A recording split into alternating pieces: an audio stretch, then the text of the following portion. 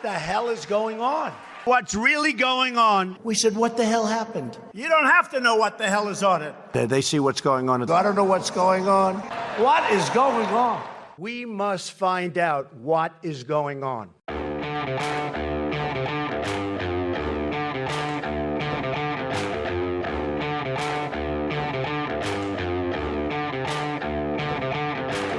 Hi, I'm Dany and And I'm Marc Thiessen. Welcome to our podcast, What the Hell is Going On?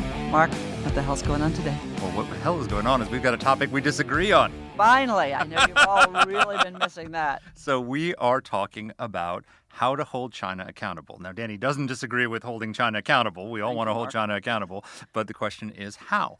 I wrote a column in the Washington Post a few weeks ago advocating that we do similarly to what we did in Congress when they passed the Justice for Victims of Terrorism Act, which Also known as JASTA. Which stripped Saudi Arabia of its sovereign immunity and allowed people to sue Saudi Arabia for its role and complicity in the 9/11 attacks. And I argued that China's complicity in this pandemic is far worse than Saudi Arabia's complicity in the 9/11 attack, direct complicity. They lied about this. They punished doctors. They tried to hide evidence. They intentionally misled the world about the fact that human transmission was taking place. They impeded our efforts to prepare for the virus, to prevent it from spreading into the United States. And so they need to be held accountable for this. And the way to do that is to use our legal system to strip them of their sovereign immunity in the case of this pandemic and allow the people who've been unemployed and the businesses that have been devastated to sue China for damages. What do you say, Dany? Well, so first of all, I think this is going to be enormously popular. You know, we've seen legislation introduced in the House and in the Senate. I actually, when we were talking about doing this, I went and looked at, whether there was popular support for suing the government of China for the coronavirus. Again, we can refine it to talk about, what exactly we sue for, but those are the rough outlines.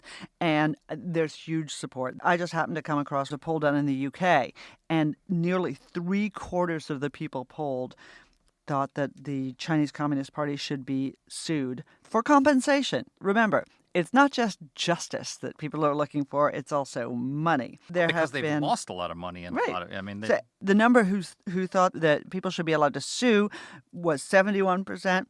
The number of people who thought that there should be an international inquiry, which I do think is a good idea, was 83%. So these are pretty overwhelming numbers, and I think the numbers are very similar in Australia and certainly in the United States, where lawsuits have already been filed. So why do I not think this is a good idea? It's pretty straightforward. I think this is a Pandora's box, okay? It's not that I want to defend the Chinese Communist Party, ever, any more than I wanted to defend the Saudi government for what happened on 9/11.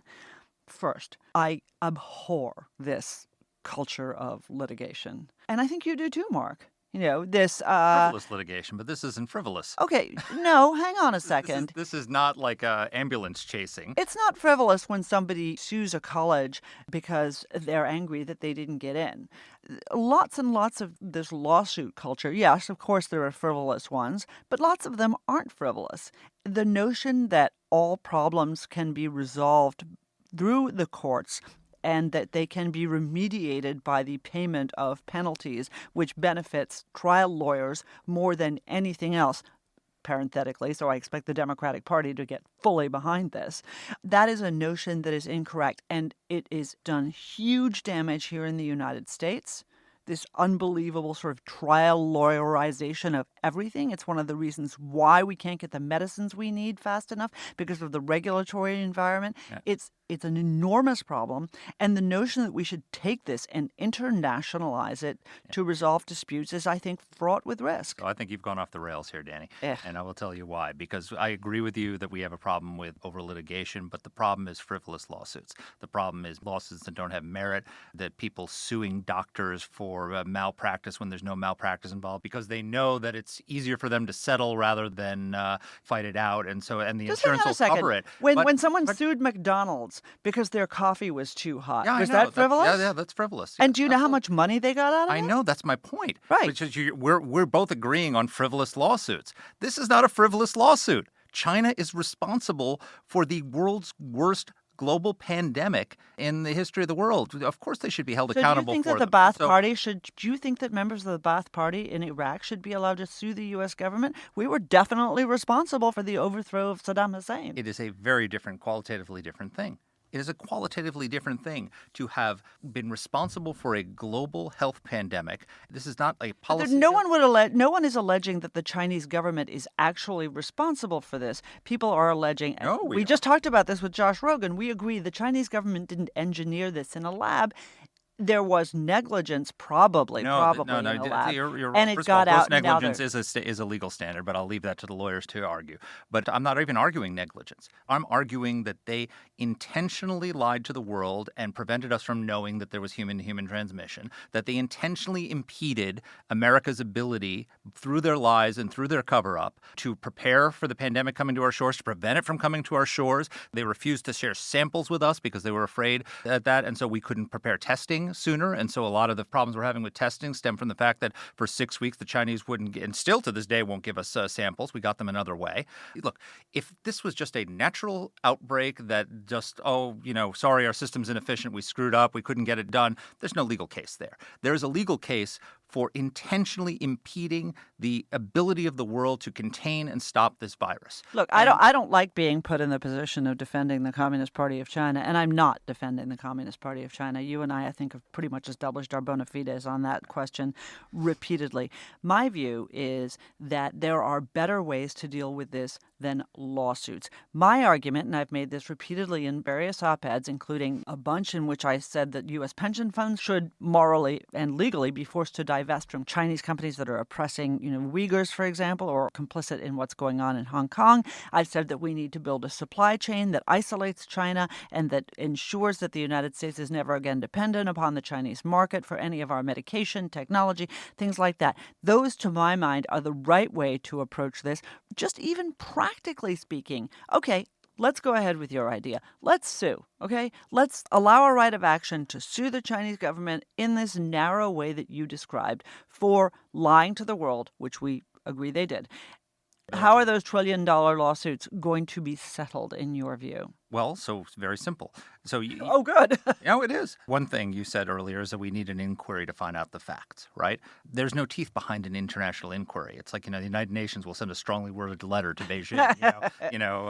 You've got me there. I'm not much for international And so inquiries. if you want to, the best way to have an inquiry is through the legal system, through the system of discovery, where there's teeth behind the demand that you produce the witnesses and produce the documents and produce the information. And if you don't... And if you don't, what? If you don't, then what? Then you lose the case. Okay, and if then what? What case, happens? You lose the case. And if you lose the case, then there's a summary judgment against you. And where does that money come Chinese from? government assets can be seized. Okay, so we're going to be seizing Chinese government assets in the United States. Absolutely. And what do you think is going to happen to American assets in China? Here's the thing, that the Chinese government cannot legally retaliate in that way because... What? Because... They're not supposed to put people in concentration camps either. I haven't noticed any laws stopping them from doing that. So, Are we going to go to war with China in order to enforce this judgment? Is that what your recommendation would be? No, I'm not suggesting that we go to war. Well, we're not going to go to war over this. The reality is that the Chinese government, one of the big differences between the United States and China is that they're all state-owned industries. Not all of it, but a lot of it. And so you can only seize state assets. So That's our rule, not their rule. They can seize whatever the hell they want. That's international law. No, it's not. There's no international law that says that you can expropriate state-owned industries, but you can't expropriate private industries. That's just not the way it works. It is. It isn't? All right. Well, Mark and I are going to go till the end of time about this. But for those of you who have missed Mark and I being at each other's throats, here we were at each other's throats, but we've got somebody to actually help us try and sort out these questions. We're really lucky to have him on the podcast. David Rivkin, I'm sure most of you have seen, really a prolific writer.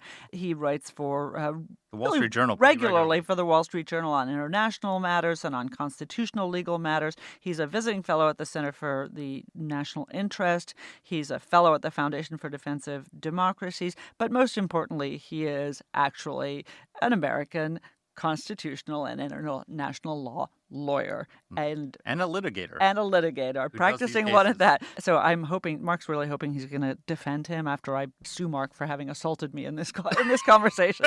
You deserved it. Here's our interview. All right, David, welcome to the podcast. Pleasure to be with you. So the costs of this pandemic keep piling up for the U.S. We got 20 million unemployed, hundreds of millions of people locked down in their homes, businesses going out of business, and trillions of dollars in economic relief going out. Somebody's got to pay for that damage. Who should it be? Well, I think that compelling evidence has emerged. Not entirely definitive evidence. I'm being a careful lawyer here, but compelling evidence has emerged that China is responsible in a variety of ways, particularly if this pathogen originated in the Wuhan government-run biolab. But even if it did not, if it originated, let's say, in the wet markets, which is less plausible these days, still there's been plenty of lying and obfuscation by the Chinese government that really transformed what could have been a Chinese-only or China-only epidemic into a global pandemic. The one thing I would point out in particular is you did have, if I'm not mistaken, on January 13, no light travel restriction for Wuhan residents traveling the rest of China. But, Mark, not the rest of the world, which looks really bad, to put it mildly. So I think the Chinese have to be held accountable for it. But I want to emphasize an important point. It is not just financial recovery. One of the important key things is how do we make sure it does not happen again? So how do we hold Chinese accountable in a way that both punishes them for the wrong they've done and makes sure, or at least mitigates the prospects that it would not happen again? So, David, let me ask you a little bit about this. You know, the notion of trying to lay responsibility and then seek remuneration in this kind of a situation it's never been done before, unless my research betrays me. It certainly wasn't done over Ebola. It hasn't been done over MERS. It wasn't even done over SARS. So what would you, as a lawyer, focus on that will enable claimants in the United States, but also elsewhere, to suddenly bring this home and force payment from China? Right. Well, let me say a couple of things. Often the case in life, one transgression does not necessarily lead to a particular remedial course of action, and the next one does, and the third one doesn't, but eventually you say enough is enough. So in my view, precisely because of past Chinese culpability with regard to SARS and the other epidemics that you mentioned, the avian flu and et cetera, this is just not something we can tolerate in the 21st century. The risks are too high, and this is self-interest. We're not talking about transforming China into democracy, and we're not talking about helping the dissidents there or taking care of Hong Kong, all of which are meritorious goals. But I mean, this one really is about protecting us and protecting the rest of the world, number one. Number two, the real problem with the lawsuits here, but it would have to be addressed, is sovereign immunity. Now, sovereign immunity is a principle that basically states are immune from litigation in almost all circumstances in courts of another sovereign. But that is a matter of comedy, and sovereign immunity has a number of exceptions. There's a statute in the United States called Foreign Sovereign Immunity Act that has a number of exceptions. None of them would apply here. Therefore, a new exception would need to be created. But you'd say to me, well, has it ever been done? Yes, I will give you a perfect example. It was done last time in 2016, where Congress, in the waning days of the Obama administration, amended FSIA as a part of a statute called JUSTA, Justice Against Sponsors of Terrorism. And it broadened FSIA terrorism exception to allow suits, essentially, it didn't mention Saudi Arabia by name, but essentially allow lawsuits against Saudi Arabia because of 9/11. And because of JUSTA, the lawsuits against Saudi Arabia have been brought in this country. Prior to the passage of JUSTA, all of them failed because of sovereign immunity. Once JUSTA was enacted, those lawsuits went forward. So here's a perfect example. 9/11 was a terrible awakening moment, the new Pearl Harbor, if you will, and it prompted a change in the statutory regime and government sovereign immunity in the United States. I would submit to you that what has been happening here and now is a perfect justification for a similar remedial action. Let me emphasize, look, we're not talking about, imposing tariffs on China or trying to seize Chinese property in extrajudicial fashion, not that we could. We're talking about opening the opportunity for litigation. The risk of sounding like a typical lawyer, and I am a lawyer and a litigator. Litigation in U.S. courts is probably the world's best avenue for truth finding. If we're wrong, if things look bad for Beijing, but they really didn't do anything wrong, then they'll prevail, okay? I mean, this is nothing more than an avenue for ascertaining accountability, imposing a punishment if appropriate, and coming up with remedial measures to ensure it doesn't happen again. I mean, that's about as American as mother and apple pie. So we just had Josh Rogan on the podcast, and he was talking about the investigation into whether it came out of a lab or not. And one of the things he was saying is it's going to be really hard to find out because China's destroyed a lot of the evidence and a lot of the people who were involved have disappeared. And the wet market, they bleached it and scrubbed it down. So there are challenges to finding the truth about China's culpability in this. How would litigation allow us to get closer to the truth? Well, I would say two things. First of all, litigation, American-style litigation with ample discovery opportunities is the best way for fact development. I mean, slightly legalistic. Now, I understand that the Chinese may have scrubbed, no pun intended, the various services and facilities. But what happens is the lawsuits are brought, but once the sovereign immunity issue has been resolved, the new exception is created. The Chinese decide not to play ball at all, which would be very foolish on their part. There would be default judgments against China, and then it would be a matter of enforcing them.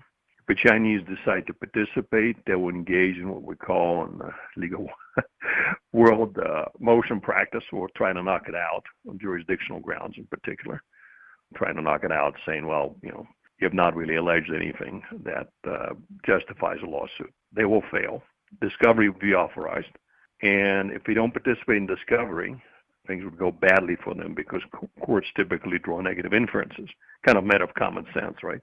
If I sued you and you refuse to produce evidence, it pretty much attests to your guilt. So the Chinese would be put in the horns of a dilemma of either producing the evidence or not producing and suffering the consequences. Now, of course, they can try to lie about their available evidence, and they can try to forge evidence, but modern forensic techniques make forging not easy, and if you get caught forging, you're in big trouble. Again, as far as the disposition of a lawsuit, but also additional penalties for using fancy legal terms like evidence spoliation and whatnot. And again, the problem that Josh is talking about, and I respect his view, is endemic to any kind of investigation. But again, I think that there's nothing on this planet that has as fulsome opportunities, the best opportunities for getting at the truth, as American-style discovery and American-style litigation. Any other court in the world, and frankly, better than Congress. And the other thing here is, look, there are too many people, I would say, if the Chinese really have done what we suspect, the Chinese government, what we suspect them of doing. It would not be easy for them to lie about it. It's not like 10 people know about it and they can kill them all. I mean, hundreds of people know, thousands of people know throughout the Communist Party circles. Scientists know, doctors know. All of them are going to, and it's not just discovery, Mark. It's not just about seeking documents. You can seek to depose people and obtain, of course, permission to depose. David, can I sort of cut you off and ask a couple questions about the practicalities of this? Sure. So you're kind of talking about the People's Republic of China, the largest country in the world, a place where they decided that they didn't like their Muslim Uyghur population and just put 1 million people in concentration camps. I'm not too doubtful of their ability to kill off a few hundred witnesses if need be. But I guess one of my doubts about your discovery theory is, this is a foreign country. This is a country that doesn't want us to discover the truth. When I think about situations like the Iranian nuclear weapons program, the Pakistani nuclear weapons program, Saddam Hussein's biological and chemical and nuclear weapons program, there is still argument about whether or not we know the truth. Why do you have this sort of confidence that this information is, one, obtainable, and two, is going to be dispositive in people's minds? Well, look, there are many impediments precisely because of the reasons you described. Chinese government is oppressive, repressive, lies routinely, but those problems impede any kind of an investigation, okay? Be it investigation by Congress, be it investigation by some commission, similar to 9/11 Commission. All I'm saying to you, after spending most of my adult life practicing litigation at the highest level, is that litigation offers better opportunities for fact development than anything else. Now, I think that it also provides, unlike some of the inconclusive debates as to whether IAEA, Vienna-based International Atomic Energy Agency, people were still debating what evidence existed to support the proposition that Saddam pursued, actually had operational weapons of mass destruction. But there's no such thing as inconclusive debates in the context of litigation. If there's discovery order, and again, if Beijing chooses not to participate, then none of it matters. There will be default judgments against them, trillions of dollars worth of default judgments, and it would go very badly for them. So if I were to ask any American lawyer, the advice would be to not knock it out on jurisdictional grounds. You have to play ball. So the evidence would be produced. If there's any evidence of falsification, look, yes, the Chinese are perfectly capable of killing any number of people. What, are they going to kill everybody who knows the truth in China?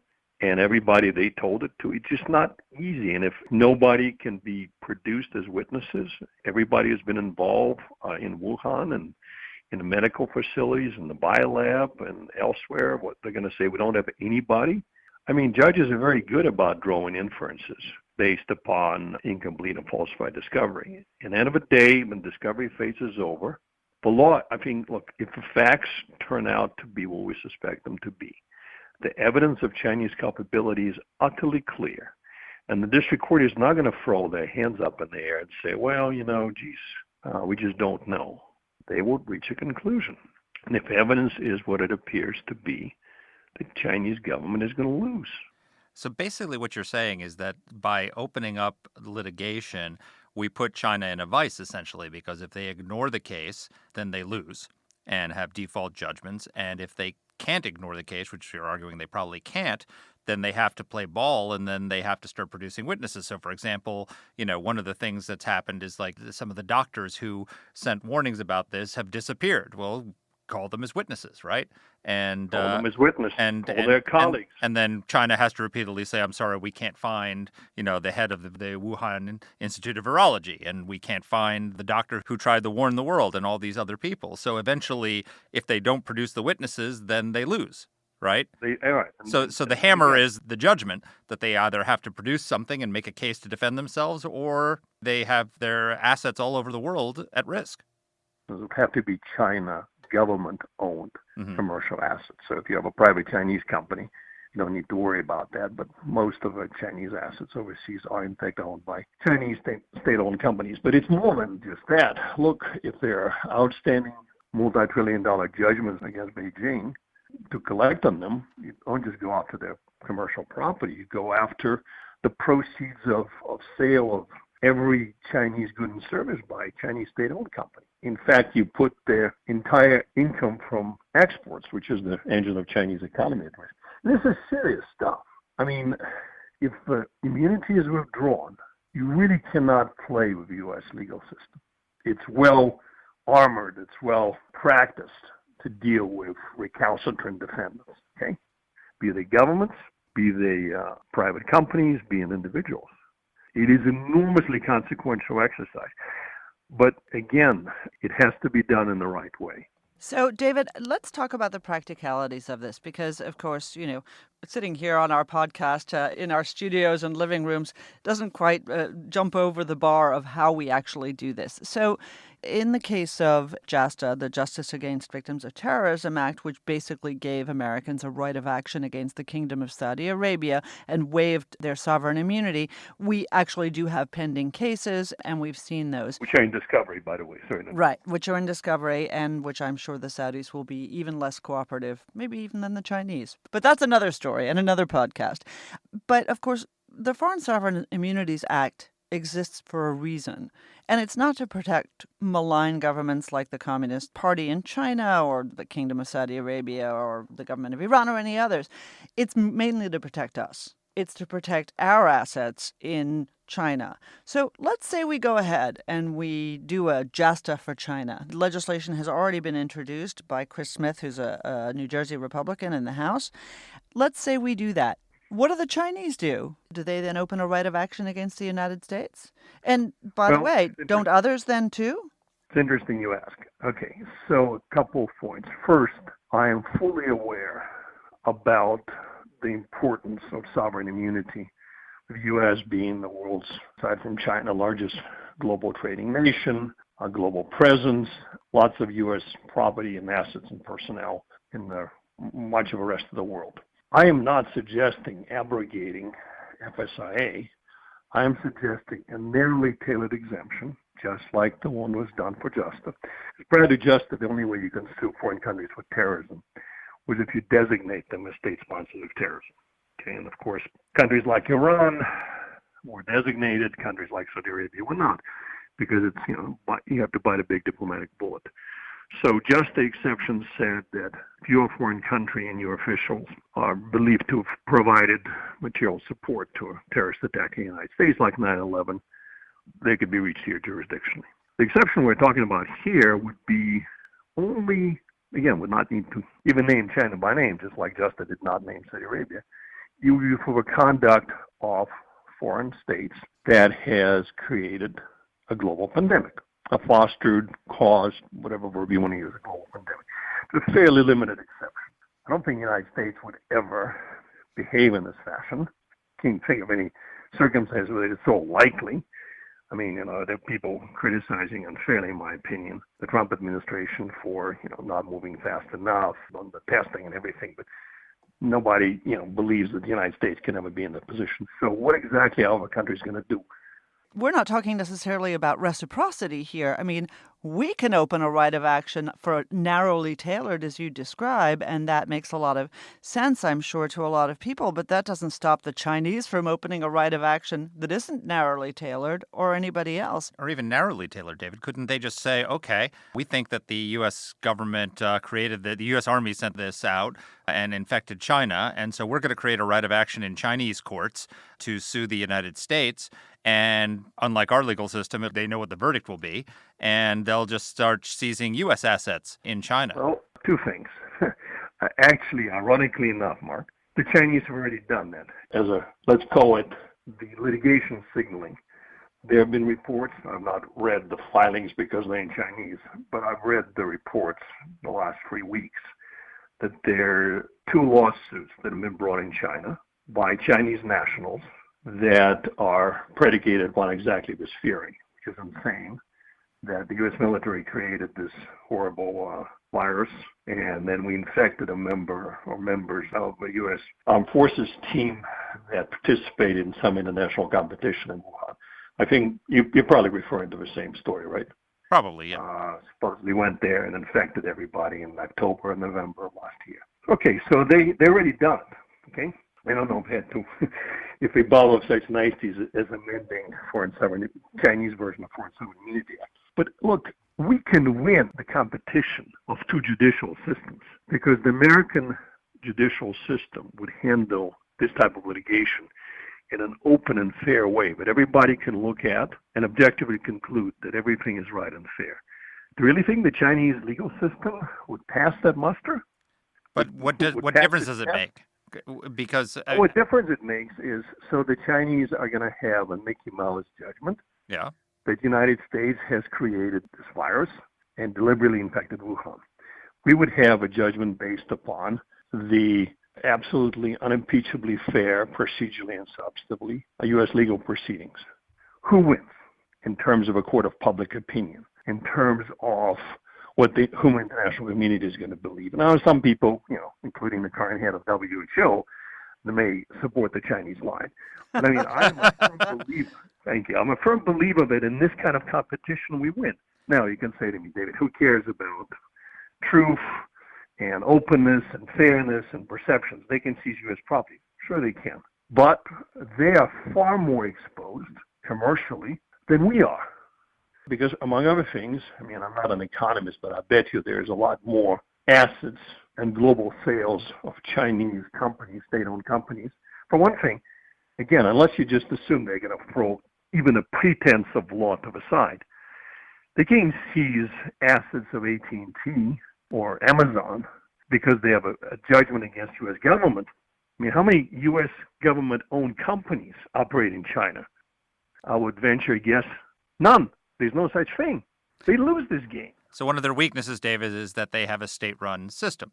And so that you can, even Huawei, for example, is answerable to the Communist Party. And a lot of the entities that they have around the world is that, so because we have a free enterprise system and they have a sort of an authoritarian state-subsidized system, they're financially more vulnerable than we are. Is that your point?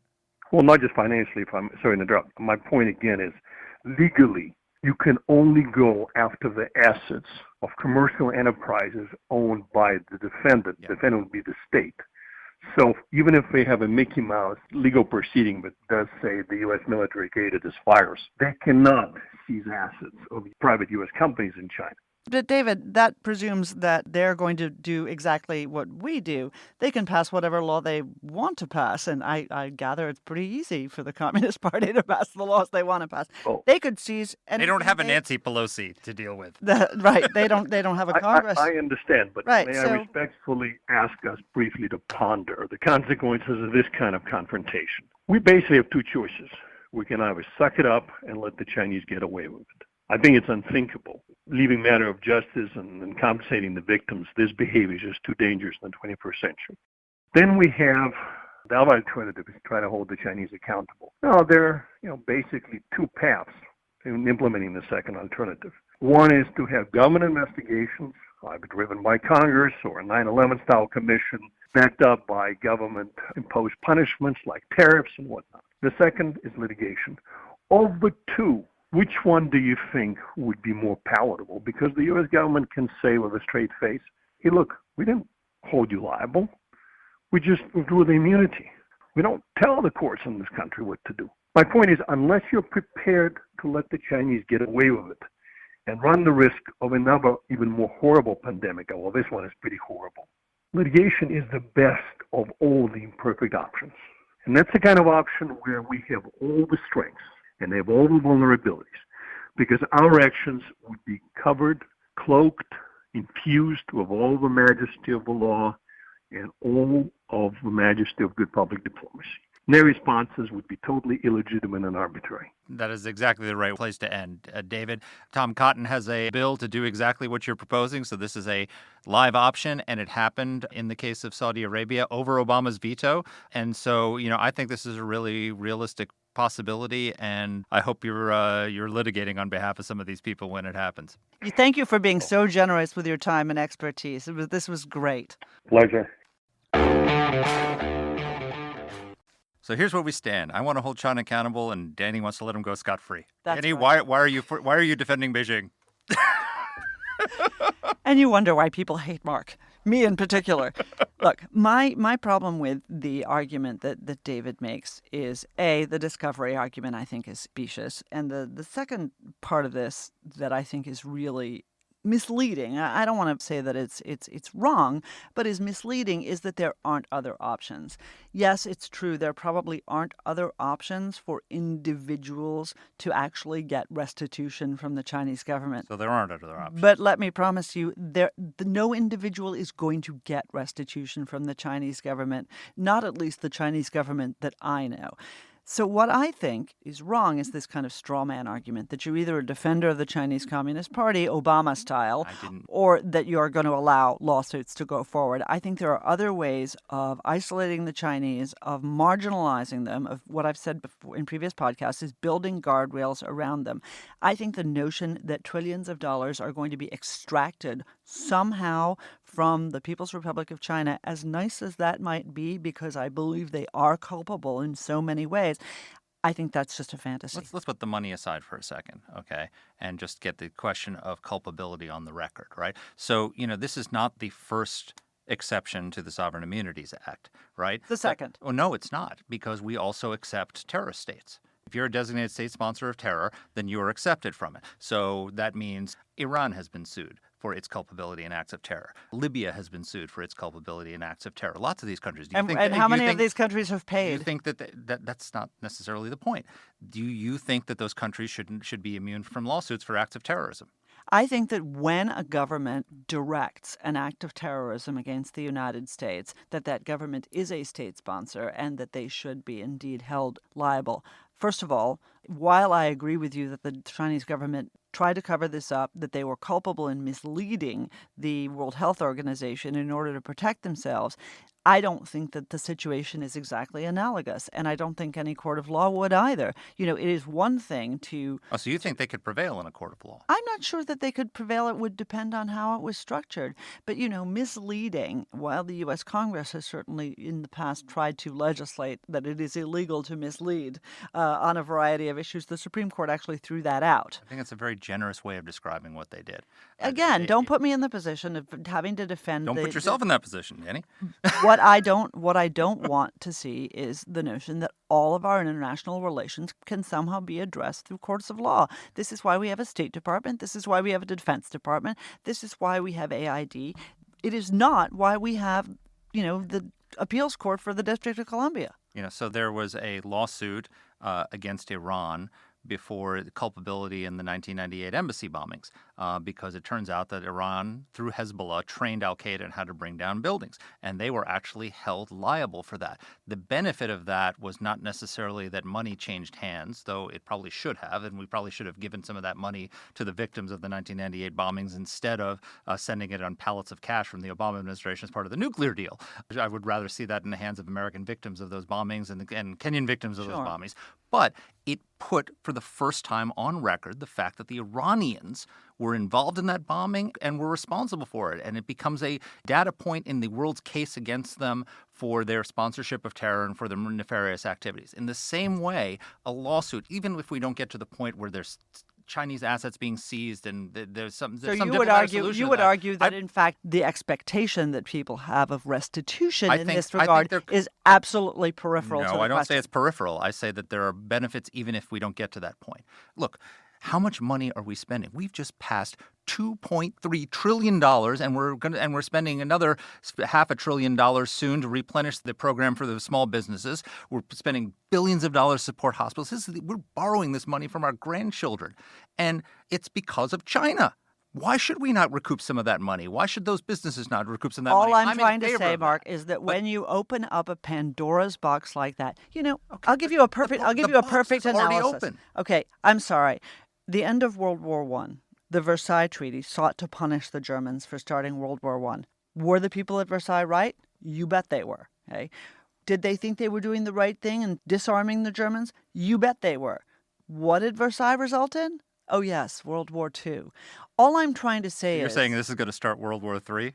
All I'm saying is that this is a Pandora's box. Yeah. And that China is not the same as Saudi Arabia when we talk about adversaries, and that the way that China responds to this could very well be quite dangerous. We are not dealing with the McDonald's Corporation in terms of lawsuits. We are dealing with the Communist Party of China. This is a dangerous road to go on, and I think that we need to understand that the consequences won't necessarily be that those trillions of dollars that we've lost are gotten back. But you know what some of the consequences could be? Number one, that China is held on the record by an objective forum as having been legally responsible for this. Another thing that might happen is that it might speed up something that we both agree should happen, which is divestment from China by a lot of American companies who should be coming and producing these goods that are strategically important to us somewhere else in order to protect their assets from the threat that you raised. We might have American companies coming home who might not otherwise come home because we're holding China accountable for its actions, and that's another reason for American business to divest, and China doesn't want that. So I think we have in this process China in a more of a vice than you think we do. That's right. Yeah. I do. I don't think that we have them in a vice, and I think that this may well redound to our discredit, as much as I would love the idea of getting that money back from somewhere. And on that note, like our late boss used to say, we are going to have to agree to disagree. agreeably. I like finally having one of these podcasts where we disagree agreeably because it's always nice to be Not right. that agreeably. Thank you guys for listening. Hope everybody is safe and sound. Thank you for joining us, and let us know of any big ideas you have or how you think that Marc is wrong. Let me count the ways. See you soon. Bye. And our team here at AEI is Alexa Santry, Matt Weinset, Jen Moretta, and Macy Heath. Let us know what topics you'd like us to cover. You can get in touch with the show by emailing us at whatthehell@aei.org. Or you can reach us on Twitter. I'm at @dpletka. And I'm at Marc Thiessen. That's Mark with a C. Please rate and review the podcast. If you like the show, please subscribe, share it, comment on Apple Podcasts, or wherever you're listening to this. Thanks for listening.